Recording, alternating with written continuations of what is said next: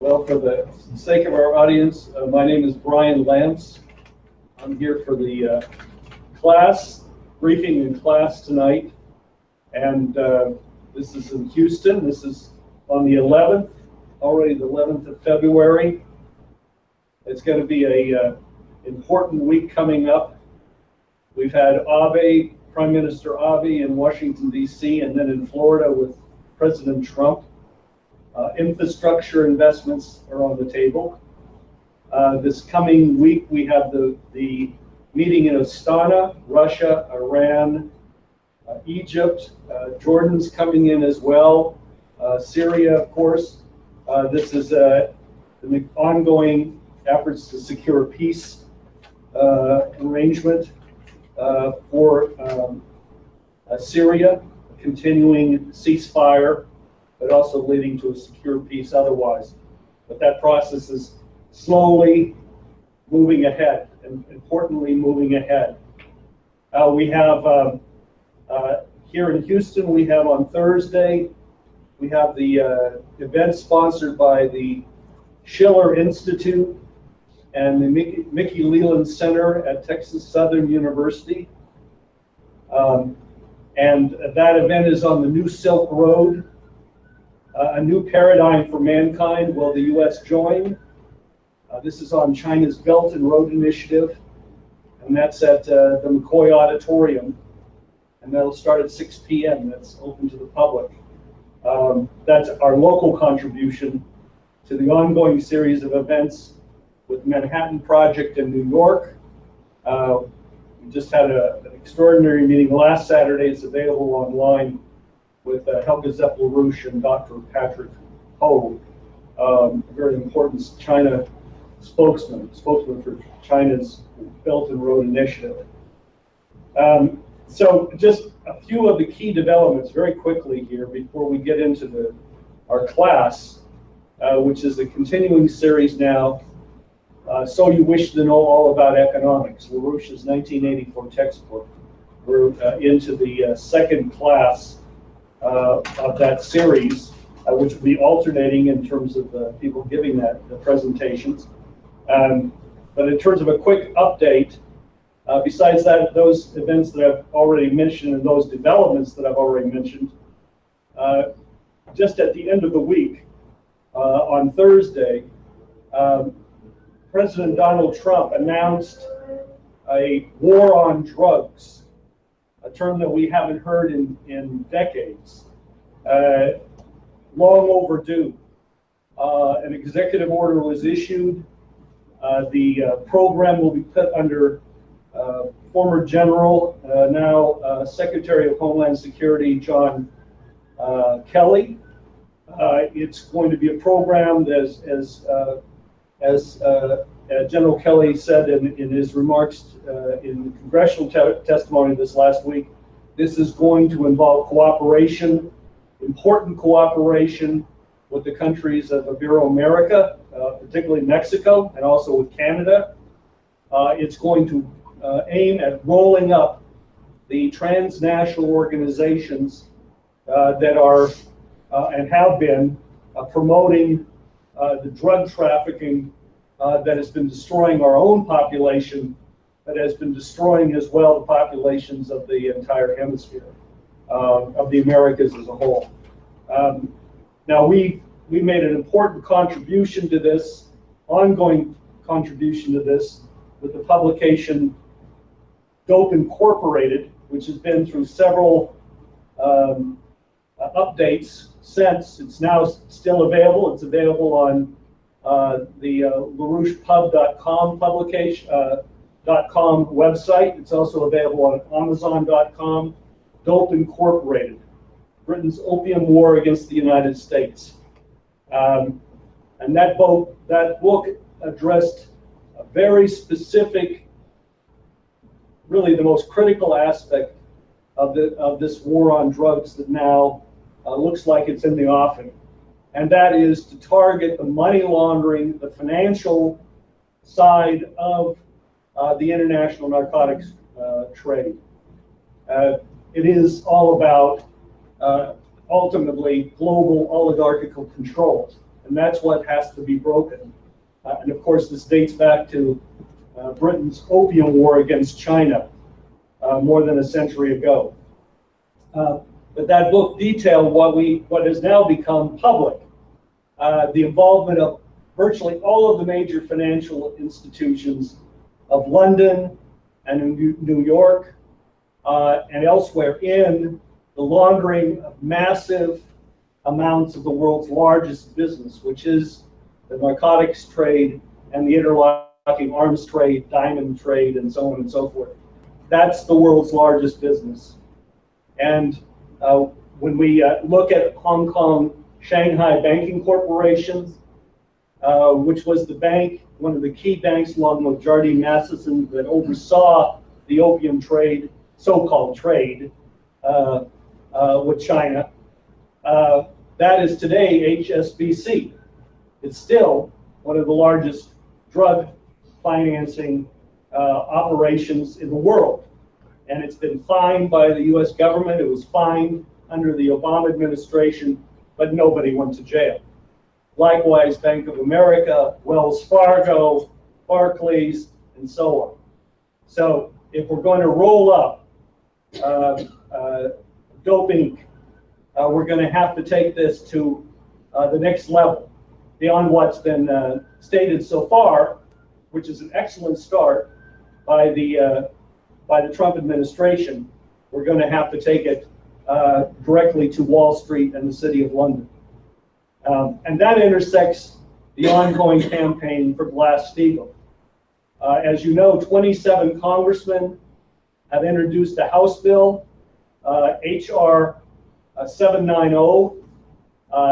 It's now introduced for the immediate reenactment of Glass-Steagall. A companion bill must follow shortly. Those Democrats and Republicans who proclaim their independence from Wall Street, the likes of Bernie Sanders and Elizabeth Warren, are now on notice. The bill has been introduced in the House. Let's get it into the Senate now.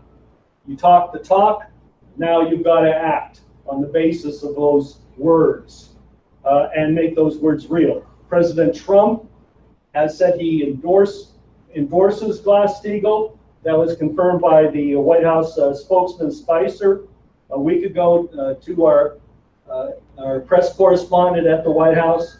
And so the potential here, and this is doubly important, it's got to address, we've got to take back control of our own international financial system.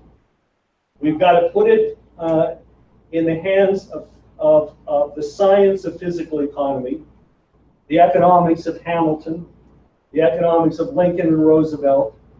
That's what our class series is about, really the science of physical economy, LaRouche's development of the principles, first elaborated by Alexander Hamilton, touched on earlier by Leibniz. We have to do that. Secondly, though, the introduction of this bill in the House of Representatives, just to underscore this very briefly, this is 26 Democrats and 1 Republican. And at the press conference held to announce this bill's introduction, the first press conference on Glass-Steagall in years on Capitol Hill, Congresswoman Marcy Kaptur, senior figure in the House of Representatives, with the agreement of the other congressmen present, emphasized that they were prepared to collaborate with President Trump, the Republican president, to put Glass-Steagall through. And that is so critical right now, with all the noise, hyper-partisanship, all of the media hysteria. I mean, people are seeing it every day. It's just, it's really in a certain sense remarkable. That above this fray are voices joining to represent the actual interests of the nation. And that's critical. We've got to pull everybody out of the mud. We've got to pull the nation together. That was the real message of the election, November 8th, was that people wanted a change in terms of a fundamental address to the crisis in the country. There are also a couple of key international developments. I mentioned the Astana talks beginning, Abe's visit here. I think I'll just mention one more so we can move on in terms of the class. But the one I wanted to mention is the phone call from President Donald Trump to President Xi Jinping that occurred just a few days ago. This was described as a incredibly cordial discussion by the official White House readout. President Trump agreed to honor the One China policy as requested by President Xi Jinping, and they moved on to discuss economic issues, areas of cooperation. They invited each other to their respective nations to visit, and talks will proceed from here. From all appearances, this really helps put to bed the threat of war being rekindled. The threat of war built up during the Obama years against China as well as Russia. But one that looked like it might be rekindled with the controversy over the One China policy. So this is a remarkable development, again showing an independence of mind in terms of the new president, and we should absolutely exploit that opportunity to make the best kind of changes for the nation. We have to assume that President Trump is learning on the job. Absolutely. and you can see there's twists and turns, and we cannot be passive in this process. We cannot be simply a resistance against Trump. This is a farce, what's going on in terms of what's presented in the media. We have to be actually providing the leadership and offering the cooperation, as exemplified by what Congresswoman Marcy Kaptur and the other congresswomen, men and women, exemplified at that press conference introducing Glass-Steagall and offering cooperation with President Trump to work for the immediate passage thereof. So let's turn to our class. We're Do I have your book? Oh, you have my book. Okay, well, all right. My copy of the book. So you wish to learn all about economics. We're taking up chapter 2, and the subject of that chapter is population density. There's up on the top shelf there for people that don't have one. Grab one. They may fall apart.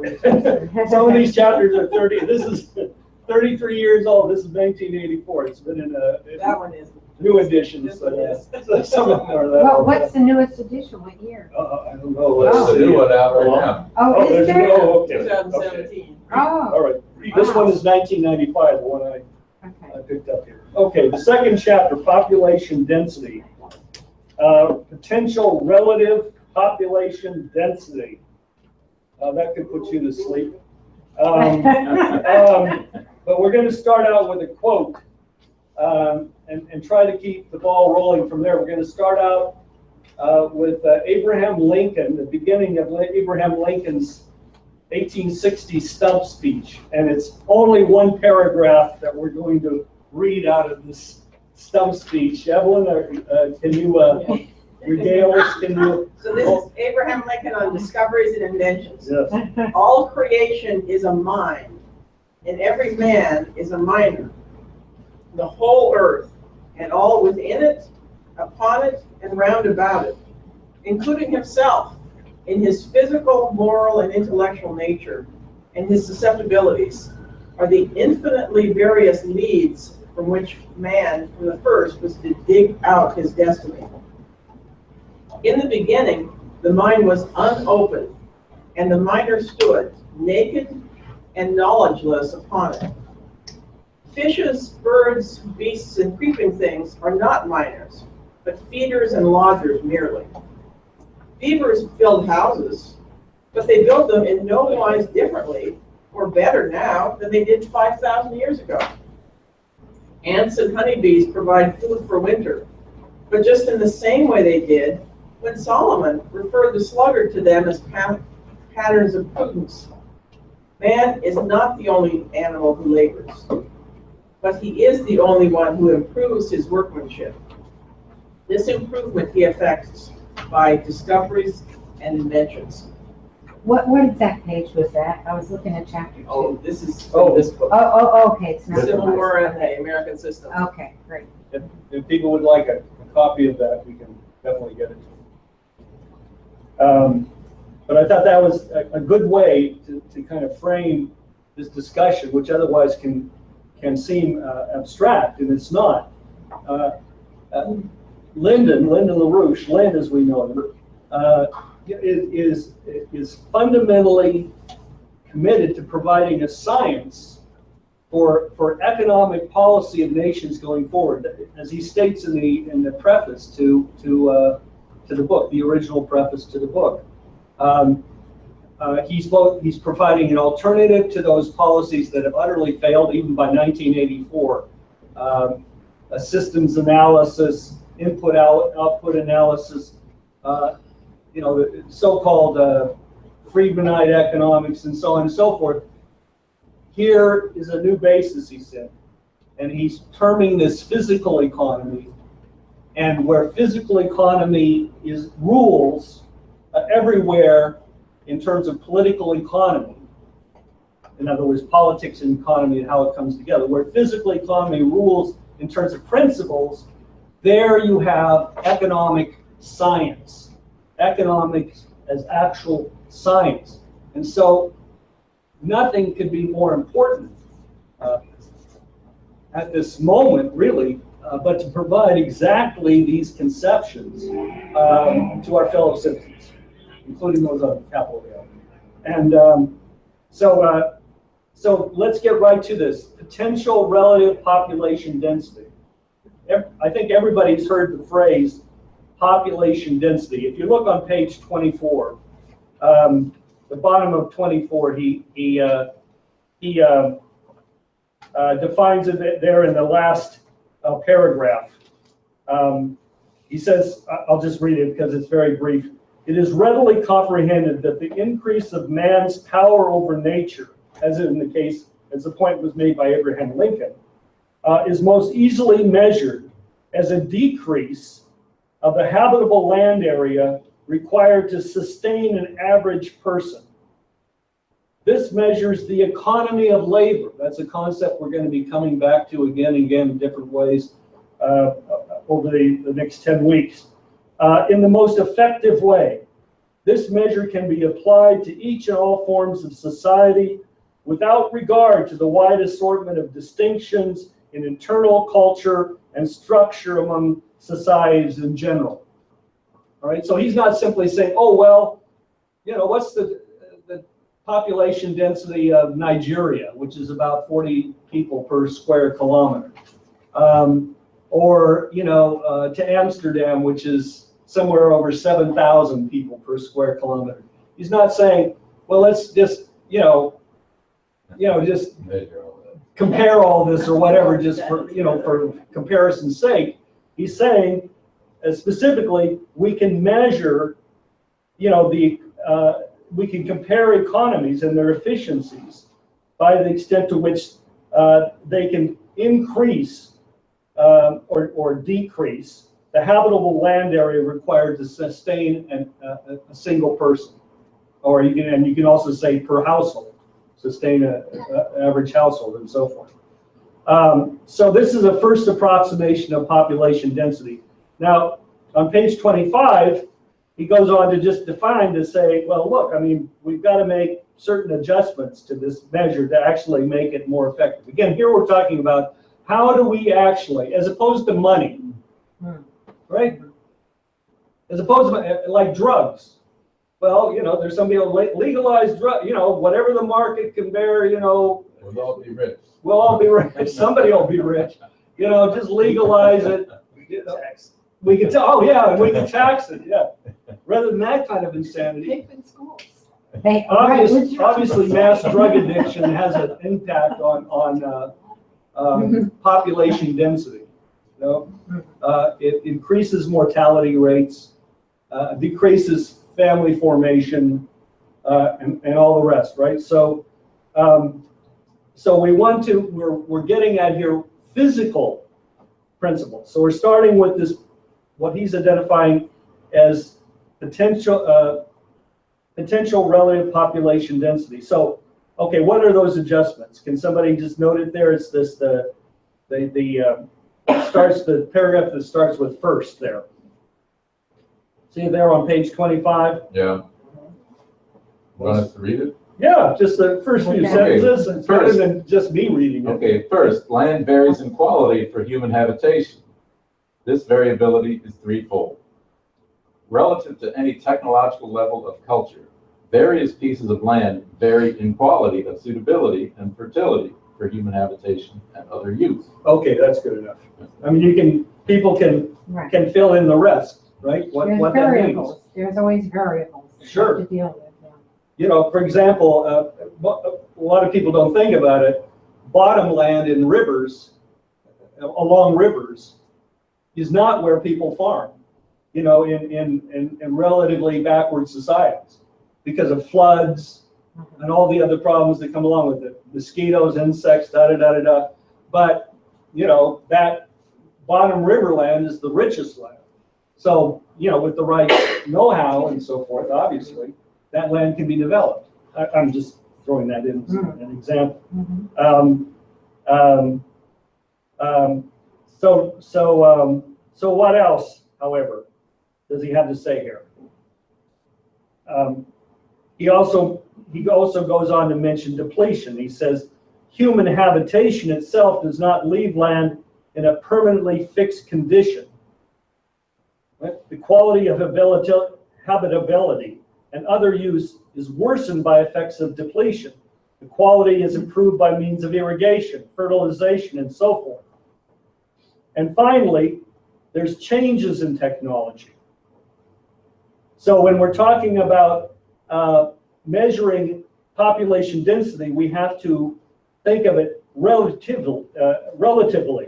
So we have to speak of relative population density, and he's measuring it here in terms of square kilometers.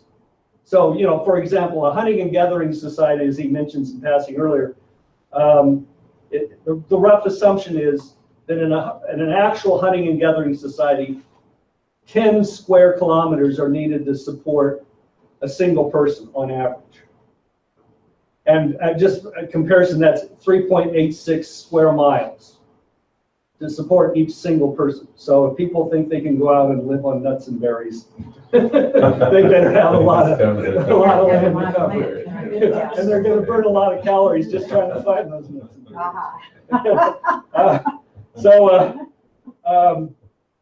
All right, and then he says that following, you see where it says second.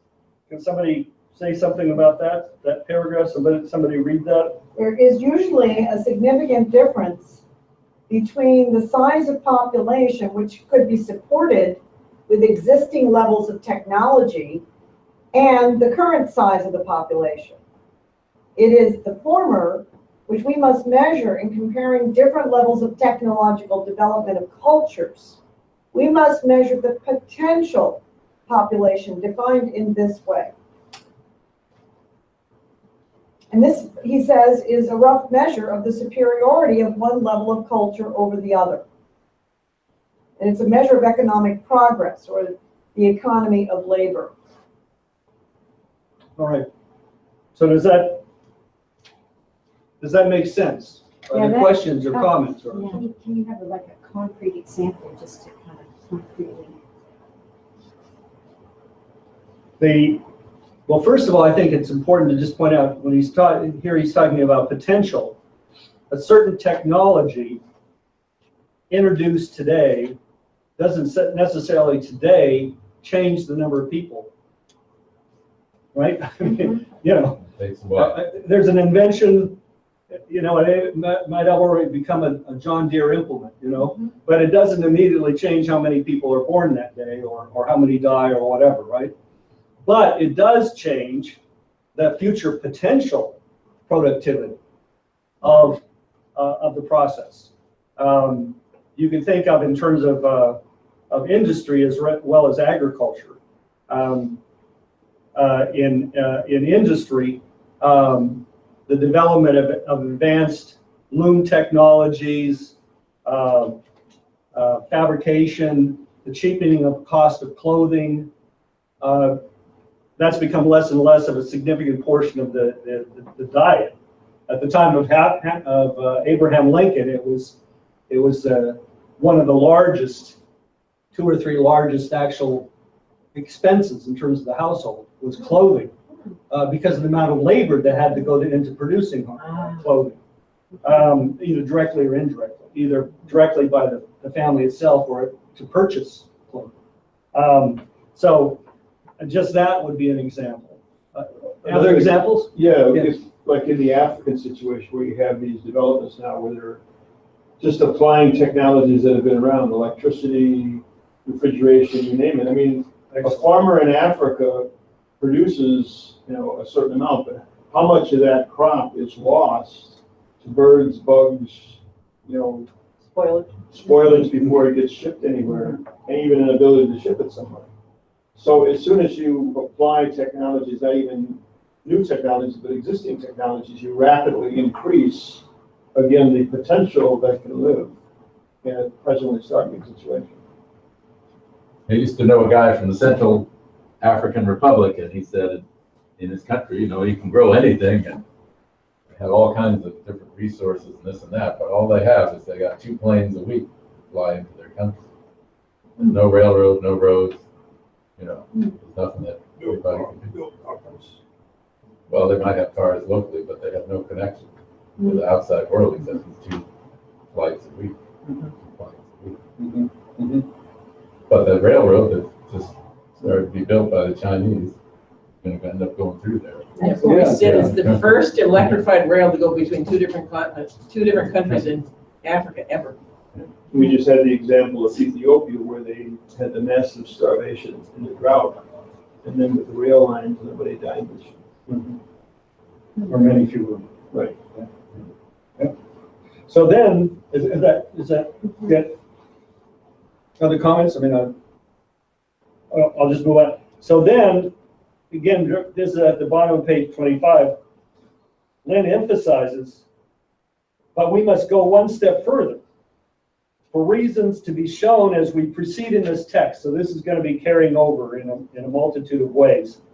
The quantity we must measure is the rate of increase of potential relative population density.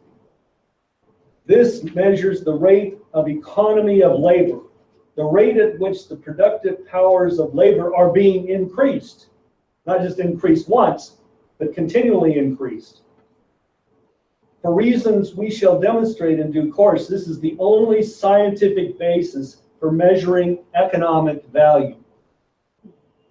He's saying this is the rigorous substitute, the basis, underlying basis for measuring value, as opposed to money. Think of the implications are stunning. If you try to think about this, you know, and over the coming weeks we'll discuss it, and I'm sure people will throw things out and things will come to mind. To make policy based on this kind of measurement, you know, as opposed to you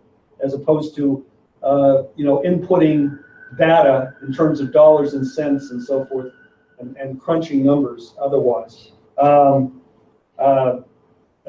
know, this represents a total transformation as an approach to policy making. You could say it's implicit in Hamilton, it's implicit in Abraham Lincoln, or more than implicit. But here LaRouche and in this book, he's developing this in a full, rigorous way. And how to measure it, which is really his discovery. You know, getting at his discovery. Yes. So it's the rate of increase. Yeah. That is the true measure. Of the potential relative population, that's the rate of increase. Is that correct? Well, Right. the rate of Measure of increase economic value of is- potential relative population density is the measure of economic value, Mhm. of economic value contributed. If you take a worker today, maybe he's working, and he's working, I don't know, maybe he's producing steel, something you would consider normally would be considered very productive. Well, but if that steel is largely going to maintain, to go into building office buildings, which are maintaining people who are involved in financial derivatives speculation, and simply refinancing people's debt and so forth and so on, you get the idea. Well, what is the value that's actually been contributed by that person's activity? Mhm. He's being robbed of an actual productive livelihood, productive life, by the fact that his efforts are squandered, or her efforts. You can same think of it as a doctor, as we'll see. This is medical care is considered, or can be considered, as an overhead expense. It's not directly productive. It's not making changes on nature for man, so to speak. But obviously it's necessary. But if a doctor is simply keeping people alive to perform, to say, hold jobs in casinos, what is that doctor's, value, real economic value? I'm not saying it's that simple. I'm kind of being provocative. Maybe some people want to take that further or think about it. Say something more. But like, what if that casino worker's child Does something else. Right. Becomes a Beethoven, Right. or is the next Einstein. Mm-hmm. So it's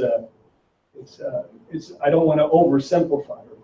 And Lynn would certainly not want to oversimplify. Because that last sentence there says it's the rate of the increase of potential relative population density relative to the existing level of potential relative population density. Mm-hmm. So if you're in a society that is increasing, the real measure is not just the rate of the increase, but the rate of the increase.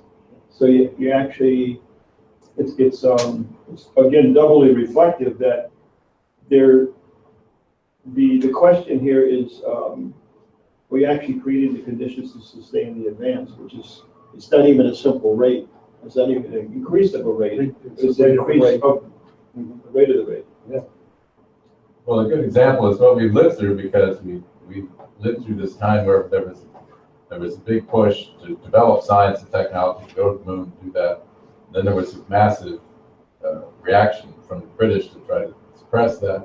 So we had this process whereby there was still, over the period since that time, there had been some progress in some areas, but the progress is becoming slower and slower, to the point that it started to become recently absolutely negative. But it was a slow process, but you could have seen right from the beginning that they're changing the rate of expansion of the productive power of the country from an exponential rise to tapered off gradually to the thing to the point where it leveled off and started going backwards. Right, and we'll come back to that with some of these slides. I mean, I was just thinking, I don't know, I'm looking at Jackie's expression. So it's like, it's getting lost, right? Like, what is this? So, I mean, I think a good example maybe would imagine, in the early part of the 20th century, when most of the rural parts of the nation were lacking electricity. And think about what happened when Roosevelt ran the rural electrification Tennessee administration, right? REA was called. So imagine the effect. I mean, you just take any part of this country before it had power in the rural communities. And think about the effect. You're talking about an increase in productivity that it's not a straight rise up, right? Because once you get the electricity into the areas, and then every aspect of people's life becomes more productive, right? Because they have longer hours in which they can work, or they can read in their homes, or they can have activity, they have washing machines, they have... Depending on how you define productivity too. I mean... Well, if you think of cooking, like if you have an electric range, Mm-hmm. if you live in a country where you have to go in the woods to get firewood, or cow dung Right. to cook, Mm-hmm. or to get water Mm-hmm. from the river, Mm-hmm. you got to walk 5 miles to the river to get water. Mm-hmm. So how productive can you be? So an entire family, all the children, instead of being able to be educated, are involved in getting the water from Just the for river, survival, right? Mhm. Just for Basic physical necessities. existence, an existence which cannot progress. Mhm. But once you introduce something like electrification, then you're talking about suddenly, children have time for education. Suddenly you have, in the past, it could only be done if you had a household of servants, right? So now you're talking about families being able to sustain themselves, give their children a chance to educate, and then, the mother is not just slaving from morning to night, 7 days a week, to keep the household together, right? So you're talking about increases in productivity that, it's not a straight line upwards. It's like a dynamic, because at each introduction of power washing machines, introduction of electric stoves, each of these things becomes an increase in the productivity of the household. And then you imagine how it relates to every other aspect of the life on the farm, right? Chicken houses, or places for cattle, or whatever. Every aspect of it is changed, and every aspect of the transportation is changed. So there's all kinds of, that's how you see that it's a rate of increase, that the rate of increase is increasing.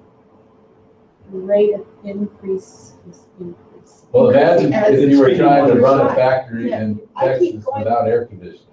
Well, you know what, I'm sorry, but I think what happens to me is, unfortunately, I've been maybe brainwashed by that kind of globalist kind of perspective about there are limited resources on the planet. Oh, yeah. I still haven't watched enough documentaries on the global warming issue to make up my mind what side to stand on. Did you whether watch the LaRouche one from this week? No, I didn't. It is Is it good? absolutely That's thorough. good. Well, let I me need just, to do that, because until I know that answer, I can't be that excited about using my washing machine. Once you say, no, it's the sunspots, then I'll wash all my well, towels. here's simple, let me just, You know what I mean? I'm being honest with you. let me pull this back here Or having- and together. Lyndon goes on and he identifies what Melinda was talking about in terms of page 28 and 29, in terms of this process of continued technological progress being indispensable for continued human existence. And identifies in 31 and so forth, page 31, aspects of this process. And he goes right to this issue on page 31 of depletion, the depletion of existing resources. I was going to say, look, right now, today, over half of deforestation that goes on in the world is the result of burning wood for fuel. Mhm. And otherwise for slash and burn agriculture. In other words,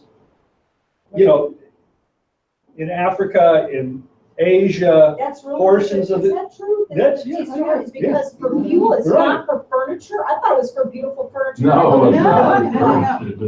Look, this is why, wood had, at the time of the American colonies, they had to import timber from the Americas into England because they had no tall timber to make sailing ship masts out. Uh-huh. They had denuded the country.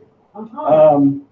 You go to the Middle East in terms of what occurred there over the course of the empires, Babylon and so on and so forth. You're looking at similar. This is not new, and it's still an ongoing process because whole parts of humanity have been denied the advances that we otherwise have made, that otherwise should be available, right? And would actually address.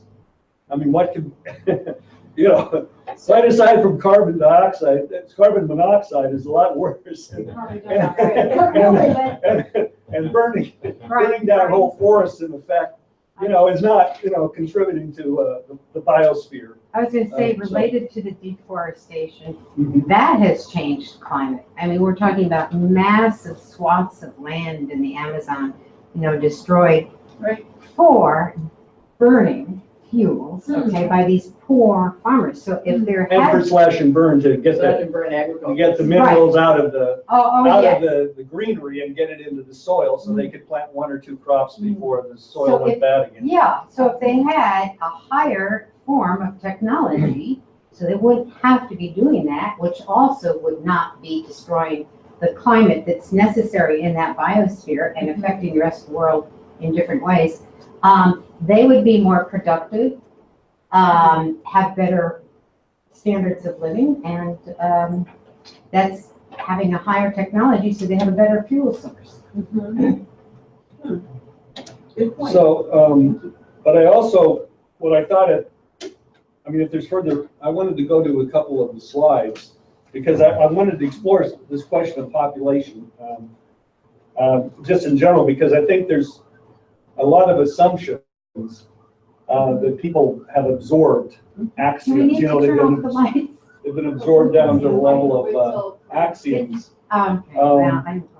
So I mean, just in terms of this, looking at this question of population, in other words, what I'm concerned about, and maybe I'm overblowing a little, maybe I'm undershooting it a little, but I think when we, in a certain way you posed it, when we raise increases of relative population potential density, or potential relative population density, and increases of increase, the immediate thing that starts to kick in people's minds, and I really think this is maybe part of the reason we don't use this book as much as we could, is because immediately in the back of people's minds, there's a block, there's a brain freeze over this question. Well, hold on a second.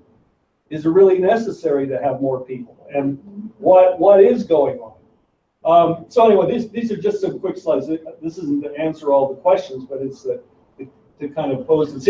This is the growth of the U.S. population from 1790 up until the year 2000 anyway, in different parts of the country, regions. Go on to the next slide. This is actually something that we should think about seriously, and this is the population growth rates. Since going back to 1901, only to 1901, and you can see that tremendous drop that occurred in the period around the First World War and the lesser-known depression that occurred in that period. But but this was the decline of the population growth rate in that period. And you see these, the collapse of population growth rates during the Great Depression there in the 30s, that big saddle-like drop. And then moving on to the right, you see this since the 1960s, really since the crash of the space program, the beginning of the taking down of the space program, is one way of thinking about it. You've had this continued decline going on off the chart there into 2015. This is U.S. Census figures. This is not something exotic that somebody cooked up in the back, in the back room or something. Go on to the next slide. This is just for people to think about. Here's the population growth rate of China. It's so much in the news, and this is, of course, this comes up. China. You want to work with China? Overpopulation, of course, is one of the things that people think about. China with 1.3, 1.4 billion people, increasingly productive people. as the world was learning. And you can see beginning in the 1600s, 1700s, the beginning of a qualitative leap in their in activity, in their lifespans reflected there, and the continued climb upward since that period. However, there's a dip there. Go on to the next one. And of course, there are some figures there we're projecting into the year 2050. Well, I think we've got things out of line here a little bit. Oh, well, here, this is bears on the U.S. population. So let's go back. Let's not go back. I don't mean that in terms of slides, but if we think back to that falling population growth rate in the United States, well, here's a way of thinking about this in terms of immigration, which is so much in the news these days. Let's think about it in a different way. These figures from the Pew Research Center show the percentage of the U.S. population growth that's from first and second generation immigrants. That is, and you can see this up until today. That's where the darker vertical line ends, right? That today 26% of the population growth in the United States is from first and second generation immigrants into the United States. 14% from first generation immigrants, wherever they're coming from, Europe, Asia, South America, Latin America, Mexico. This is an enormous portion of what's maintaining the population of the United States. Go on to the next. I mean, if people have comments or something they want to jump in with, go ahead. Here is China's birth rate. Now, for other reasons, first you can see on the left-hand side, you see the Great Leap Forward. Can everyone see that? Of course, that's the period of Mao's Cultural Revolution. What was named as what's translated as the Great Leap Forward, and you see the spike in the death rate. That's the green, and you see the plunge in the birth rate in that period. It was not simply what happened, to educated. That was actually before the Cultural Revolution. That was the decade before, when they were doing the backyard steel furnaces. Well, it's through this whole period. I mean, you see the consequences of it. But anyway, yeah.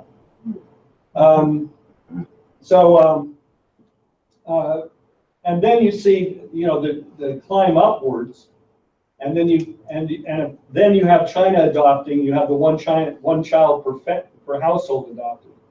If we have time, we'll come back to that in the role of Bertrand Russell and John Dewey and others, but particularly Bertrand Russell and promoting that in China. But at least briefly, or just point to that. It's an Is there Rockefeller? I thought it was. I don't know if it was a Rockefeller who said what a great, how great the Cultural Revolution was, or something like that you were commending. Could be. Yeah, I don't know if anybody's familiar with that. It's a quote from, I think it was a Rockefeller. It would make sense, but Yeah. I don't know. Yeah. Interesting. But since the adoption of the one child per family per household policy, you have this declining rate, which, as people may know, has been reversed. China's now reversed that policy and now has a two children per family policy. Not to say they haven't finished dealing with that problem as well, but Right. go on to the next one. This is the consequence that China is dealing with now, and in a different way we are in the United States. It's really a striking comparison. We have the aging baby boomer problem, right? We have this increasing proportion of our households are at retirement or beyond retirement age. So you have a shrinking number of the potential workforce that's supporting a growing number of retirees. Right? So that's the Like the youngest to the oldest. Yeah, what you have here is you have males on the left, women on the right, blue and red. Oh, Okay, And the age, you can't see it here on the graph, I'm sorry, it doesn't come through clear enough, but the age going up on the vertical, it is the age, up to 90, 100, the top is 100, which they're not reaching, or barely reaching, or the cases are so small, Those look like it disappears from the mirror chart. images of each other. Is that supposed to, I mean, Well, you see here, if you, excuse me, because of the one child per household, there is a margin of additional males being born who are expected to have been born, but who are never officially born, particularly in rural areas. And so, there's an attempt to account for that additional. There's like 115 males today in China for every 100 females. Well, And if you had to have one child, there was an urgency to have that child be a male. and that meant actually killing some of the female babies. So these are distortions entered in, but the general consequence, which holds for both ourselves in the West and for China, is that the falling off of the birth rate is creating a situation. From 1964 to 2010, here you see it in the case of China, is you have this, you see it working through. Here is that large number, that population, right? Numbers in terms of the spread, right? Outward from the center of the tree, so to speak. Here you see it's now working through up to the older populations, right? So the number of people down here, the workforce population, is shrinking relative to this growing, the aging population as a totality. Is that clear? no, I mean, wait, so there's the horizontal and the vertical, and the horizontal is represented as, the horizontal line No, is my eyesight is. The width of the horizontal shows you the relative number of people in the workforce or of the population of that age, starting at with birth. Okay, Okay. so young people, there was more, you're saying More more young people in here. the workforce. Right. At the, And here, right, there's more old people in the workforce. or leaving the workforce Just in the country. Just a in lot. the country alive. I do have to be supported increasingly by the workforce. Okay. Right? If we take the workforce to say from whatever you wanted to say, from 18 to 65 as your the average modal So in age 2010, what's the age range where it's going towards the right there in the blue for the here. males? Yeah. I'm so sorry, I can't. It's hard to tell, but Yeah. it says that's like a middle-aged person, Yeah. so he's 35, 40. Yeah, 35 or 40. 40. And here you're getting up to we 60, have the light on? 70, something like that. Oh, okay, that's right, because you said 100 was way up at the Yeah, top. way up at the top. Yeah. Got it, okay. Right. I'm starting. All right. Thank you. So I hope that's clear to our viewers at home as well. Go on to the next. Again, it wasn't so much to dwell on any one of these. This is Greece, Oh, wow. right?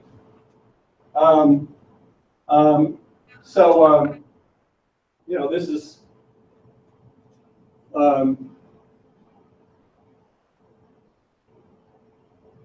is what we're looking at here. Looks like it's It's like level. Income level. Yeah, income. Income levels. Right, and the collapse of income levels in Greece. Go on to the next one. And this is the decline of Greece's population that went along with that collapse of income levels. From 65 to 2015. Right? So here's zero. That's break even in terms of the population. How do you They're- go under zero? Wait a second. Yeah, but your death rate is higher than your birth rate. Oh. Your population is dying that's out, Right, okay. right? Wow, Right? Or wow. leaving. Yeah, that's an additional Death factor. rate is- Here, this is looking at it from the standpoint of the birth rate, And that now has happened in the United States, that just this last year, for the first time, Really? the death rate has, more people dying in the United States than being born. Go on to the next one. That's weird.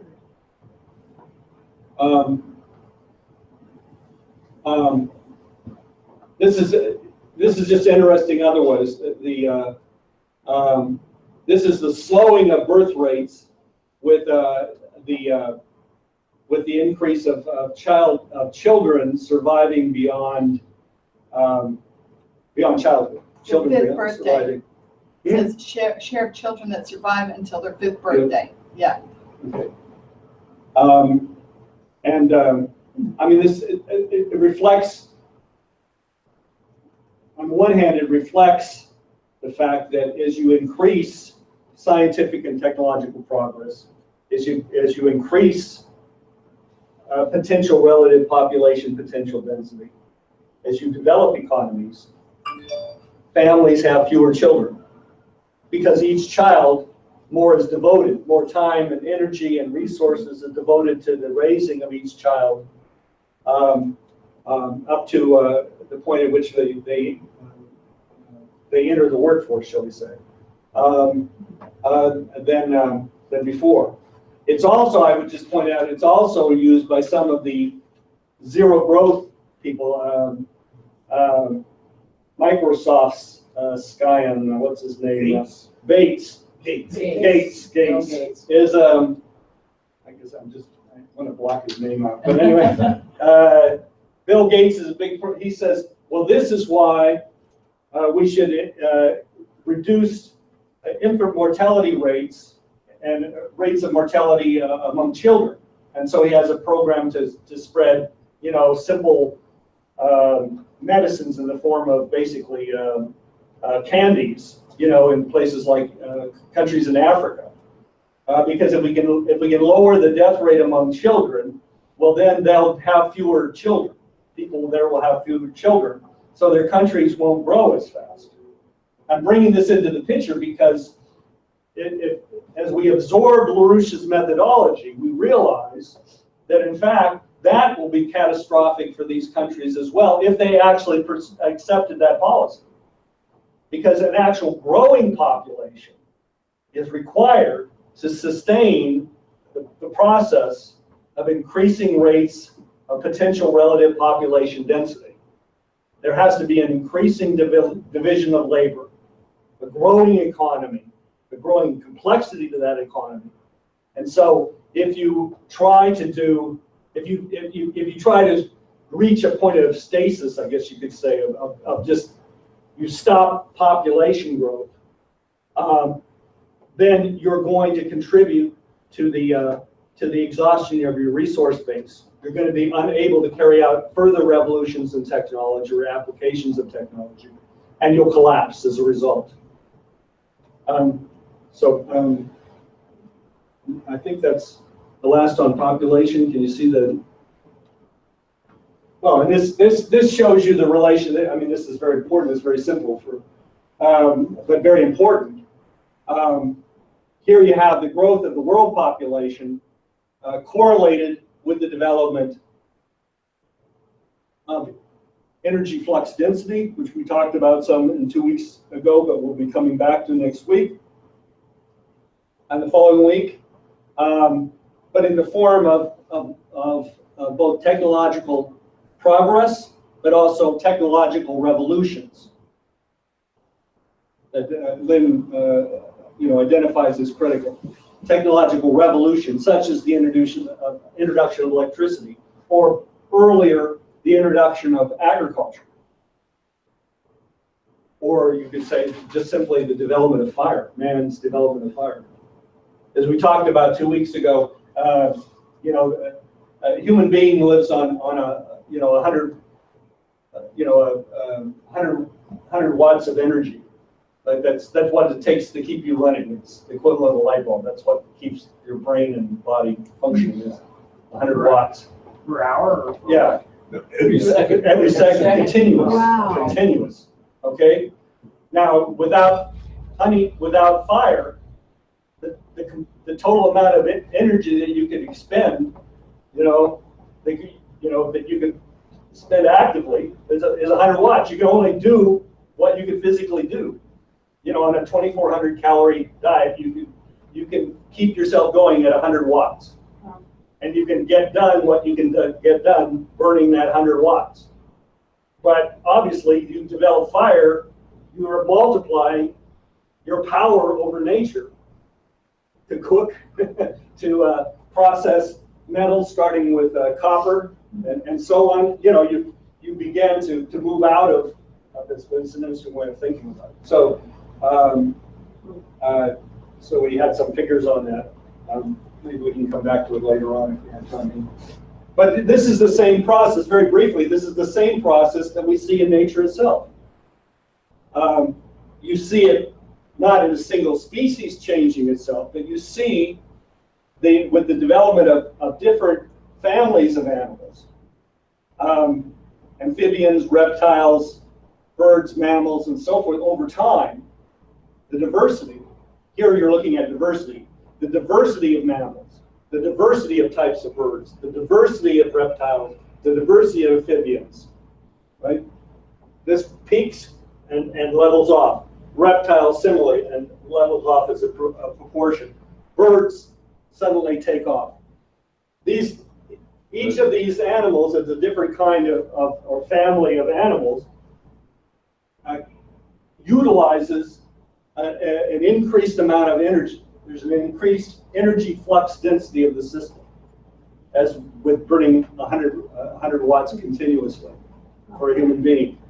So over time, from the Paleozoic, Mesozoic, Cenozoic, we've had this transformation on Earth, which is, and you also see that it's not just with the diversity, you would also see this in terms of the total numbers and so forth.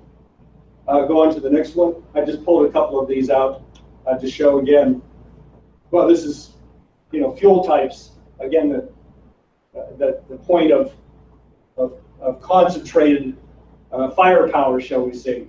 The combustion of wood, that's 300 pounds of wood. Well, that's the equivalent of 16 gallons of gas. It's one paper clip in terms of nuclear fuel. It's one grain of rice in terms of a deuterium-tritium fusion, comparatively, right? Moving from wood to coal reduces the amount of actual physical material that has to be consumed to produce a given amount of energy. This is, you know, part of this process of progress. Anyway, I think we can stop there. This one will be on whatever we cover at this point.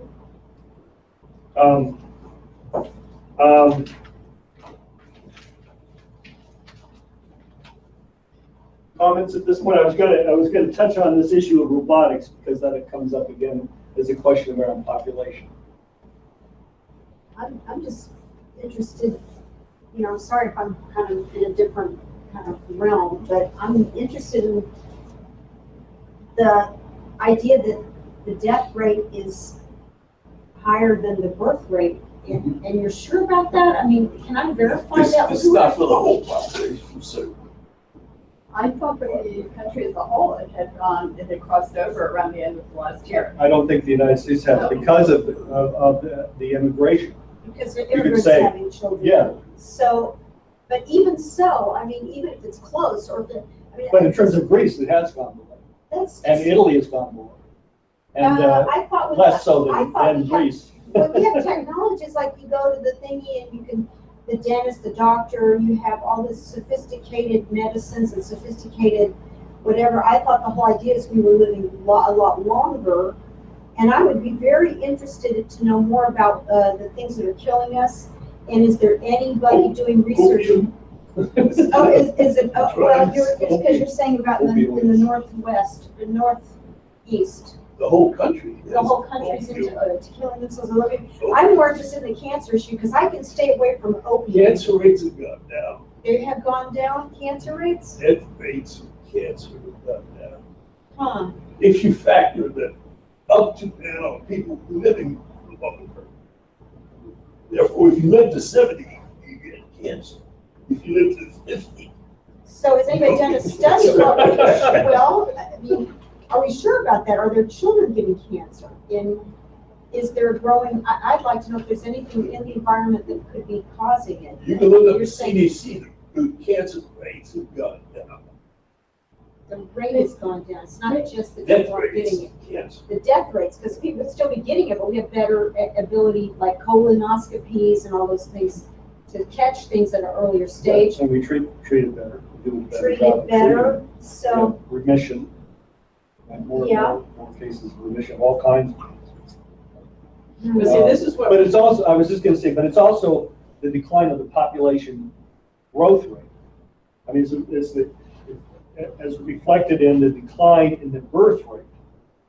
What we've had is a decline in the birth rates.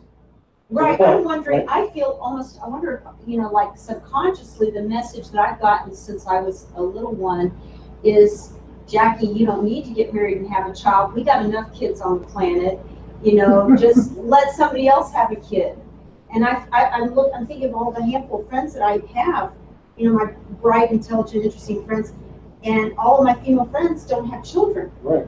And I'm just I'm thinking, sure. I And I can have some imagine that. cousins who do, but my friend Valerie, no children, Christine, no children. I'm just thinking, another person I know, no children, and I'm just, so I always, now I'm thinking, wow, gee, I should have gotten married and had kids. I missed out there, But it's a symptom of the economy. So Culture. the I culture think it's the and the culture. I economy. think I've been getting a message. Oh, the Don't do culture, this. yes. But You you don't know, need to have kids. but if There's the too many of economy them. were booming and with the physical economy, people would feel optimistic and they would want to create families and grow. And also if they had a means to support the children. So now it's harder and harder to support a family. So you have then this negative feelings in the culture rather than this optimistic outlook that we should grow and have families and the culture will get better. Yeah. I think I saw something recently that about half the millennials now have to live at home. They can't Wow. afford. Right, they can't afford to get out of their parents' house. So if you can't afford a good house, What's the you're not point? gonna have Yeah, family. it's all related to the economy, the physical economy. Huh. But see, this is exactly why Lynn's so important, that what gets measured first of all, and these rates of the rate, because like Mike said earlier, in the 60s, we had what everybody would have said it was a continued rate of growth, but it was actually at these more sophisticated levels already being reversed. And the question is, like, as Lynn measured this in terms of his own historic knowledge, how do you begin, if you're going to plan for the future, like China and all these nations are now doing, like we have to do, how do you keep all these dynamics in mind? Because what you're going to vector your credit in, whether it's in the education, in the healthcare system, in the new technologies, things like the fusion program, and this has all got to be part of your thinking if you're going to stay ahead and have an actual real growth going on from this rate of the rate. If you're measuring it at a certain level where you begin saying, we have this, if you're measuring at a linear level, that doesn't show up until a lot later. You're already in a situation where you've almost reached the point of no return if you wait till it's time to make the face. If you're going to actually try, like in Rome, where once they tried to put through the Gracchi reforms, it was too late to actually fix it. They had too much of a dynamic going in the opposite direction. So it's to get a little clearer on this rate of the rate. If you think of it just in terms of speed in a car, you go at a certain speed. Then there's an acceleration where you're increasing the speed, and then the next one would be the increase of the rate of your acceleration.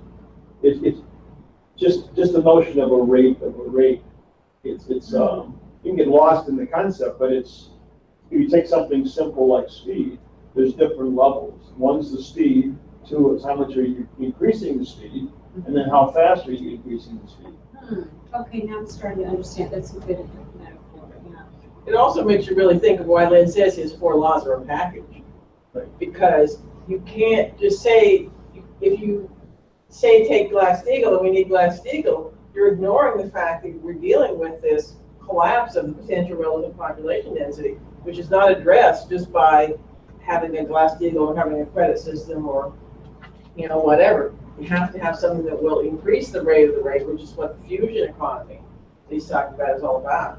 And I don't know I want to go back and actually reread Lynn's 4 laws, because in the fourth part, I remember there was a big controversy because some people tried to shorten it by cutting out some of what he had written in that. And if you have the Hamilton book, it's in there. If you don't have the Hamilton book, you should get it.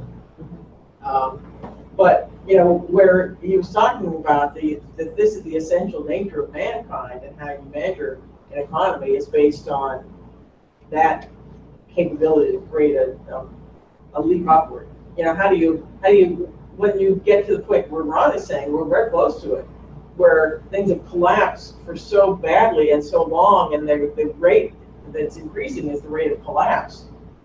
What does it take to reverse that? And this is what China is dealing with.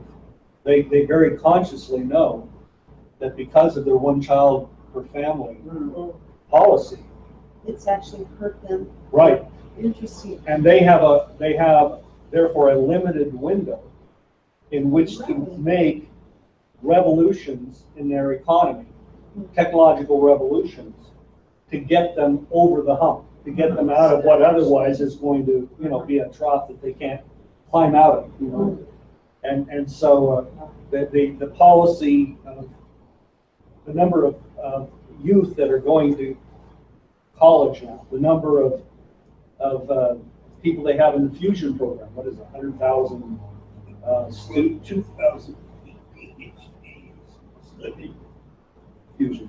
What Graduated 2,000 2,000 graduates with PhD. infusion energy? Yeah. Just in that one area, Yeah. it is very deliberate. I mean, Now, it's the sort of- fusion energy, I'm sorry to interrupt you, I want to make sure I understand. Is that, that involves like nuclear power, but without the horrible depleted uranium, whatever, as a byproduct or whatever? Because that's real important to me. I don't want a bunch of depleted. Joel, whatever. Well, the fusion, you're making helium, so you're making black gas. Well, that's okay. I really use a lot of that. I got a cavity that needs to come out. So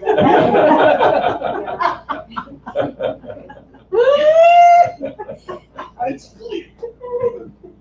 But the waste, so-called, it's not dangerous. It's a resource. yeah, It's a resource. Can That's you right. put It's a that resource. last slide with the different energy flux density back?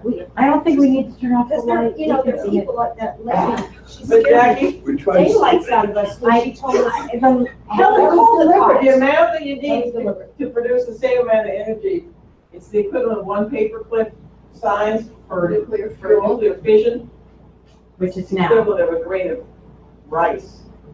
Which is, in other words, with it even much less. Okay, typical nuclear fuel. That's the amount of weight of nuclear fuel that's equivalent to 300 pounds of wood or 200 pounds of coal. So it's so much more. I think I remember, yeah, there's a. Efficient. Yeah. More It's many. big. And once you're not burning, you're not depleting all these other. Thank you, John. an example, I was just gonna say in, you ever had, you've heard of MRIs and, I mean, there's uses for nuclear so-called waste that are very important isotopes in medical science. We don't even produce anymore in the United States. We don't have the reactors. What are they called, Joel? There's a Breeders? breeder reactors, right? Well, What do you mean we don't have any more? Well, we Well, we got it from Canada. You but we shut closed down the, Shut down our plant in Boston. yeah, Washington State. Hanford. But to give you an example of energy, I just mentioned this I said with global warming. There's such a degradation of our electricity grid that Amtrak, not only does it go slow, it doesn't go above 60 average speed. But there was an Amtrak train from Washington to Boston on Thursday. It made it to Penn Station. It was leaving Penn Station and it lost power wow. in the middle of the snowstorm. Oh, God. And this is at 2 in the morning. Whoa, So people were in the train for 4 hours. no It was electricity. 20 degrees out, Wow, no electricity. wow. Just sitting there waiting for the Wow. windmills to come back. So Wow. why did it lose power? Because they had a couple inches of snow, the greatest. Oh, it was the electrical grid ruined by the snow. It's an electric train, one Yeah. of the few we have. So it lost power. Because it's so unmaintained, it's so antiquated. They don't know in why. there. Wow, 4 hours. I'm thinking of all the And it lawsuits. was 20 degrees. Yeah. So I was telling the lawyer, There might be, right, lot of there might be a lawsuits. lot of lawsuits, that's right. I was- And colds and flus and, yeah. I was just struck, we look at this, we see the electricity and the lack of it, but if you look at the economy in terms of the labor power, when I grew up, we had 65–70% of the workforce involved in production. When you look at, compare it to like the electricity where you have this lack and you fall to a much lower level. You know, so in the 50s and 60s, 65–70% of the population involved was working directly in mining, manufacturing, industry, some kind of production. I think today it's something like 10% or something like that. Physical production, you're talking about. Physical production, new goods. Like Lynn says here on page 29, the way you measure some of these, your investment in the capital goods consumed by the physical production, the actual productive side. Then there's the overhead costs. And you figure in all these costs, what of your economy is sustaining what aspects. And that's all part of the measurement, because there's costs that are involved in, if you're going to move to a machine to do your work, well, then there's costs involved in how you know, Training and skill training, level, fuel costs, all kinds of things. Mhm. So again, the science of this thing is how do you measure all those costs in not just a fixed kind of pattern, like Joe was bringing up on the electricity. When these things start breaking down, they're obvious, but the reason for the breakdowns are involved in all these deeper levels of applications of correct measurements, or you know, or over a long period of time. So if we just, I was just thinking of it in terms of the obvious nature of some of these things in the breakdown, but we don't look at how is our population being used. Look at the population of youth, not in the labor force, actually a drain on the labor force. Mhm. You have, you know, we went from 75% or so to 10%. So you have an overhead cost out here, especially Wall Street and some of this criminal activity, looting from the top in any number of ways, but really killing this ability to actually produce. You know?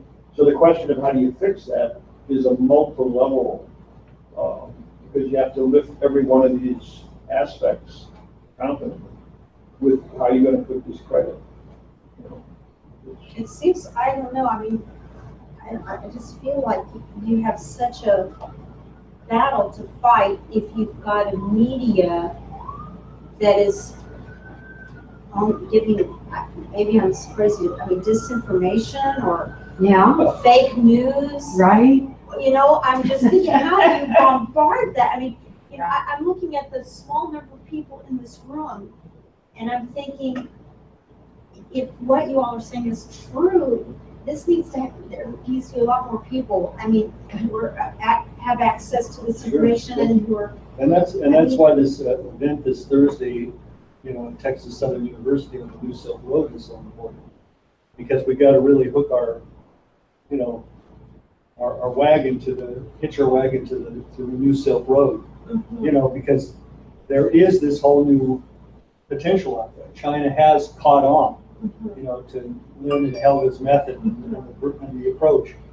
And we have this new presidency. So we have this opportunity, right. And the American people are charged up. They may be mischarging And some of them are, Charged you know, right, you turn right on the and news left, and but it's they're- just attacking Trump. Every little thing he does, they're making, you know. they're just attacking, obsessed with attacking. they're trying to direct all this ferment into some dead end, but you know, but it's there, right? So if we're out there, getting out there, and we're presenting this picture of what the world can be, not just on paper, but it's now emerging. Right, in You know? China, right. Lynn's ideas, you know, methodology is being taken up. It's not, you know, it's there, you know, and of course we gotta run with it. But I think we should don't let the media get to you. I mean, you know, they're hysterical, we're not. This is the same media that guarantee that Hillary is going to win. Right, that's Well, right. the thing is, you know, the thing is, like you have, like I just, before I came here, I went to a talk over at the Arab Community Center, and they're all up in arms about the bold way, and it's a pity somebody can't sit down with Mr. Trump and have a conversation with him about, you know, maybe he is starting to soften his language and stuff, but, you know, they're all afraid. They had 3 speakers, 3 lawyers on a panel to answer questions that the population had about immigration issues and getting stuck at the border and hours and hours and hours of interrogation and you know, it's not wise for you to leave at this point, and you know, the circuit court's great or whatever, but that's could be reversed any day, and all these people, and then there were a few people there who, you know, who were not of Arab descent, who were you know, supporters, you know, they're anarchists or whatever, and Well, not necessarily anarchists. communists or whatever. But the point is, no, well, I'm sorry, am I speaking in a bad way? I mean, I'm just, well, the thing is, I mean, I don't know. But what I'm saying is they are seeing, it didn't seem like they had anything good to say about Donald Trump. I'm not saying he's not guilty of this and that and what have you, but to throw the baby out with the bathwater and just say, because the anarchist people, this Emilio, my friend Emilio, is a really sweet guy and all, but you know, I don't know if I go along with his communist thing about, you know, I don't know, but Well, just to pause here, I mean, Trump does stupid things. he does Okay. stupid things, sure, but And immigrants and refugees are afraid. And they've had members, I mean, I'm connected to this, members of their families. I mean, it's just awful. It's just Sure. awful, you know? But that, so there's a lot of ferment, as Brian was saying, and the thing is to direct it. So I think sometimes we have to do something short term, like these lawyers are saying, by the way, it's not wise. Don't just go and think you can come back next All week. of you these know. people, Yeah. and many of them are otherwise creative or wish to be creative people. They don't want to be trapped in identity politics, worrying about me, my people, I'm brown, I'm black, I'm white, and this or that. You know, that's not being human. And they wish something better. I mean, today, somewhere between 50 and 60% of the workforce at NASA are Indian. Is it that high? Indian descent. Yeah, I knew it was Indian high. American. Right, so if I you mean, don't, you so know, that's a valid point. It shows how stupid it is to say, look, we I don't mean, want immigrants. how many Right. Pakistani, you know, engineers are there in Houston? And I'm doctors. How a many? Pakistani, I don't know if it's They- Indian or Pakistani, but I just, by the way, if you have a cat that needs to go to bed, go to Palm de Paws, Oh, right. because he is the best veterinarian, and he's an Indian or Pakistani, I don't know, but. Right. So the Free advertising. so the directionality here is upward and outward. Is Right. upward and outward. Think of that same audience, keep the same audience in mind, and have somebody not start with the crisis of Trump, but start with the irrigation systems in the Middle East and the rail lines. Or stopping wars. Why are? They're probably already involved in some of those things. Have the discussion start at a level where people can see a solution getting out of it, and nations working And together. I'm saying that discussion's already occurring. Right. This is just an attempt to trap them into something less than what they're already vectored towards, what the world is already vectored towards. The world's already moving on the new Silk Road.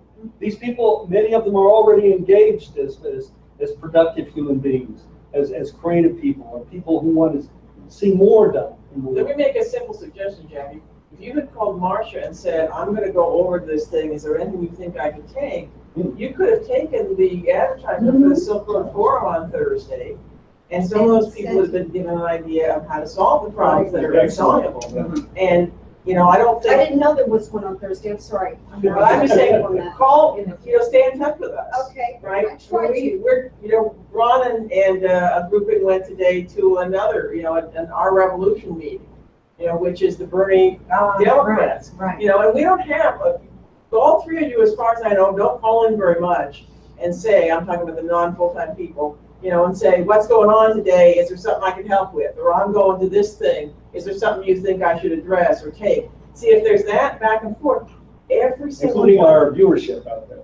yeah, every single one of the people who's, you know, who's collaborating to figure out how to make this thing work, you know, can be the person on whom a whole group of people, you know, through whom either a whole group of people can rally to a better idea, or you find what we used to call very many decades ago when I started with LaRouche, you know, the ones and the twos. The people who aren't satisfied to just be treated as an immigrant and here's your issue and this is all you can talk about, you know, but who actually want to figure out the solutions. So that's a really important part of it, because if people go out from here clear on what we're out to do and our, you know, that we're the leadership, then that's what makes it radiate into all kinds of other areas. You might want to just mention real briefly what happened today, Mike. Well, Oh, let's wrap up the stream at this point. Okay. This is a good stopping point. And, Okay, let's